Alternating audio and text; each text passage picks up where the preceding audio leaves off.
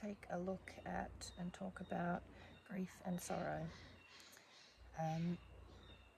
So, we'll start off the way that we always do, which is with the meaning. The meaning helps us understand what we're diving into.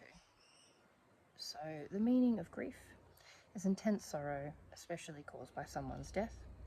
And the meaning of sorrow is a feeling of deep distress caused by loss, disappointment, or other misfortune suffered by oneself or others.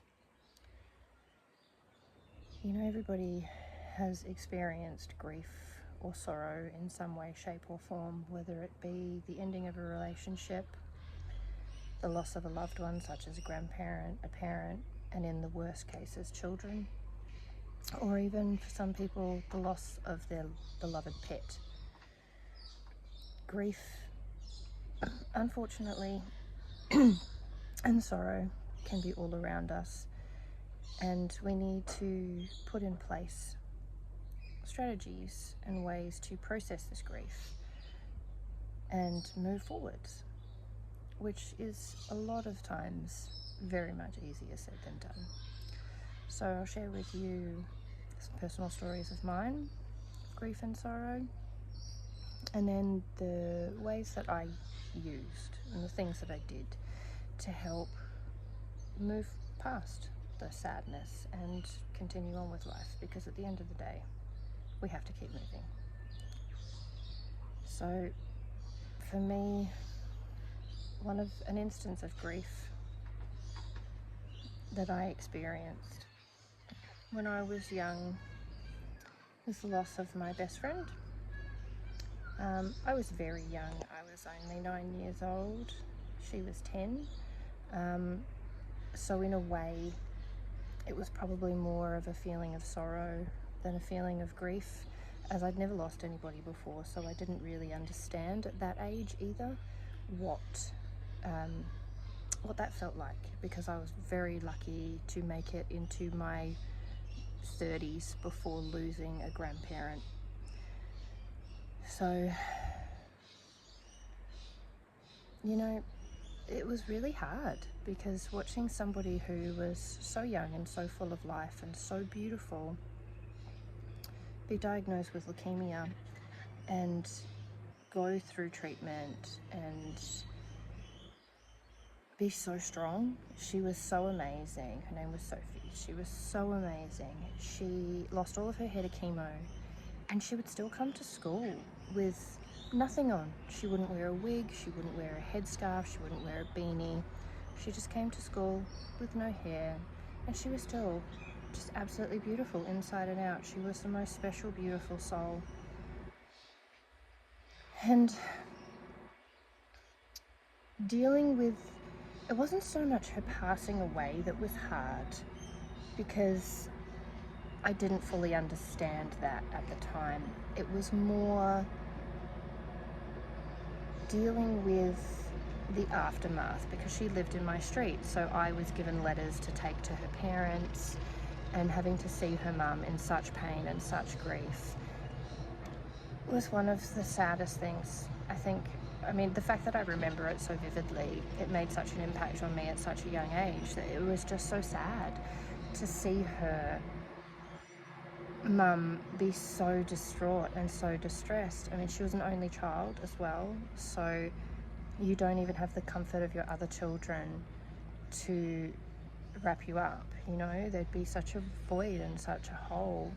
And moving forwards from that was really strange for me, because she wasn't there anymore where she always was. I couldn't go and play with her in the afternoons, I couldn't play with her at school, and it really, really made me sad that there was just this hole. This person that was there, and this vibrant, beautiful life that was there, was just gone. And then as I got older, I understood that no one's ever really gone. We can always reach out and communicate in different ways, and whether that just be for some people with memory, they'll always live inside of you forever. You can remember the good times, even remember the sad times, because that's a part of people as well. my belief is that, you know, we can reach out and we can communicate with the people that we've lost, and that's beautiful to me. You know, I really love feeling that way, and you know, you may not believe that that's true, and that's completely fine, because each to their own, you know. But for me, my belief that I can still talk to the people that I love after they're gone is a great comfort to me. And finding comfort in grief and sorrow is a really big thing. And I also apologise for the mowing that's happening in the background. There's a massive hill behind us that's getting prepped for houses, unfortunately. But yeah, so if it gets a bit noisy, that's why. So that was my first instance of sorrow in my life. And then it wasn't until I was a bit older that I got to experience grief. And grief for me, my first real experience of grief was losing my nan. I carried a lot of guilt around that because I wasn't there.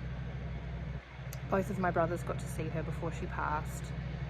They lived in the same state. I didn't.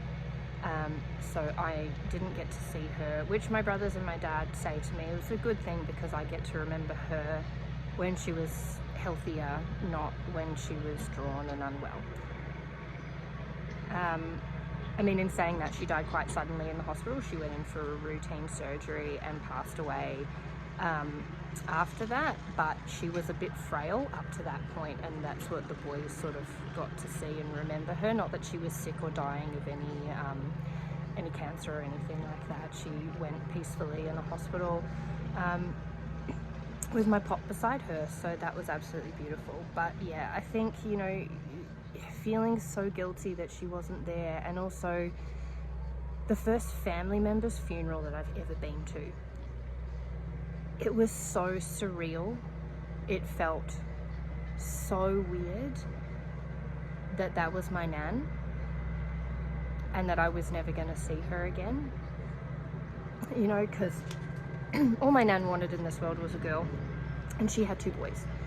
So I was the first female grandchild to come along, and she absolutely doted on me, and I loved her to death. My nan to me was just this beautiful, statuesque Marilyn Monroe, put together, stunning woman. She was so beautiful, and the fact that she was gone was just, it was so weird. You know, like that experience of longing to see somebody and wanting to have one more hug, one more conversation, even for them to yell at you one more time, you know, don't put your feet on the couch, you know, just simple stuff that was an everyday occurrence with them is no longer there. And it's a really confronting feeling to realize that they're not there. Their physical form is not there. And that's, going to Nan and Pop's house was so weird. It was so weird because her presence was so big and it wasn't there. And it was, every time I went to Nan and Pop's house after that, it was just so odd. It all looked the same. It was the same house, but it was so different. And then my process to move forward was very, very much remembering the good times, you know, looking through photos, finding pictures of me and her when I was little, remembering going to the beach, remember her taking me shopping. She loved to take me to her favourite dress shop, which was a little old lady's dress shop, and I didn't massively love much of the clothing in there, but I would get stuff because I knew it made her happy, because she got to dote on me, and she loved that, and I loved her doting on me, so it was beautiful. So sitting and remembering and being in those memories was so crucial for me for moving on and healing. And I think, you know, by the time the 1 year anniversary of her passing came about, I had really sort of been able to sit and deal with it, and I was comfortable with knowing that I can talk to her if I want to, and I can reach out to her if I need to, and I know she'll always be there for me. And then when my pop passed away, quite a few years later, he really soldiered on, my pop. He got till 98 years old, and he was still so amazing. He still remembered when our birthdays were. He still knew it was us on the phone. That was a weird grief, because it also came with comfort that he was so done and he was so ready to go. You know, he'd been alone for years without Nan, and he just was ready. He didn't want, he was so there in his mind still, you know, he was cognitively amazing, but physically his body was letting him down.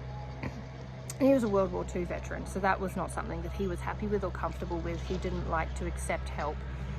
He liked to be independent. When his independence was being taken away from him because his body was just not doing it for him anymore, it was an extremely hard thing for him.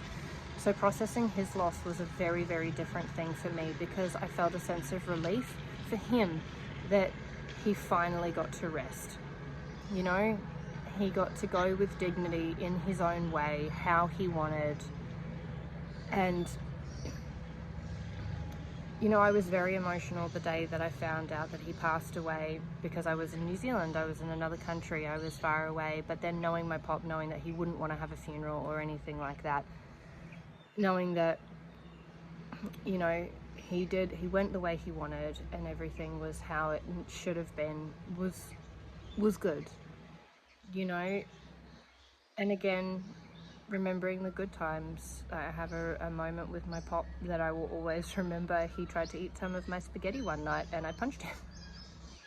And it took him so aback, and then we just laughed. We laughed and laughed and laughed, and it was a beautiful, weird moment. It was, I think I would have been like maybe 6. So it was, yeah, I love those memories. And remembering my grandparents is such a beautiful thing. I'm so lucky in my life that I haven't lost a parent. Well, I mean, in a way, I've lost a parent. I don't have a relationship with my mum, so dealing with the grief as a woman and not having your mother around by choice, obviously, is still something you need to grieve and you need to process. But that's a whole different story. So yeah, you know, like, I feel like when my dad passes away, that's going to be a really big struggle for me. That'll be a hard day, knowing that he's not down the road now that I live close to him, is going to be a really big deal for me. But you know, moving forwards and getting to that place where you can see the light again and you can flow through your day is so beautiful. Like where I'm living now, around 2 years after, just over 2 years after my pop passed away, we scattered his ashes at the beach, not far from where I'm living now. And that was at my request that we did it at the beach, so that no matter where I was in the world, I could put my feet in the ocean and connect to my pop. And now I'm literally a beach over from where we scattered his ashes. So that is so beautiful and so special to me, that I have somewhere that I can be with him, which is so beautiful. And you know,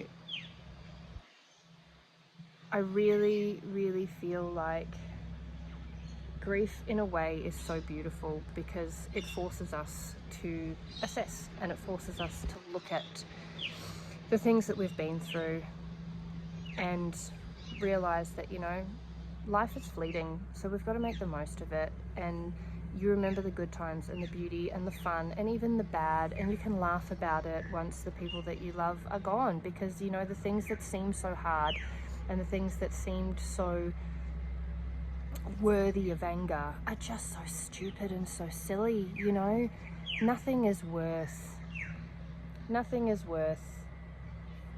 regret when you die. You know, if you've chosen to be without people like I have with my mum, then you need to make sure that you are completely happy and completely stable in the fact that you don't have them in your life, and there is no regret going forwards, you know, because you don't want to get to the end of the road and have regrets, because that's sad.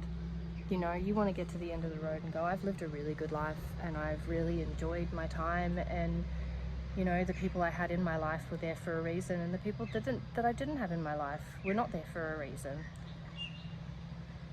And I really think, you know, if we can really sit with our grief for a minute, feel it, because it needs to be felt.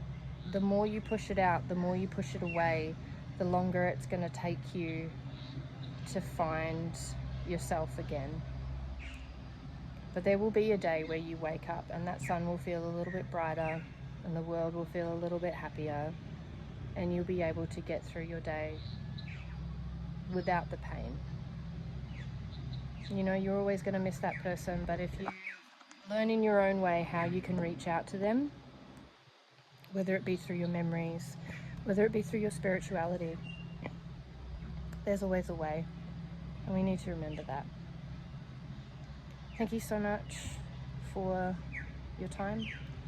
If this has resonated with you in any way, please like and subscribe. Please share my video around. I really hope that this helps someone in some way. I'm so grateful for your time. Have an absolutely beautiful day. Love and light, guys. Bye.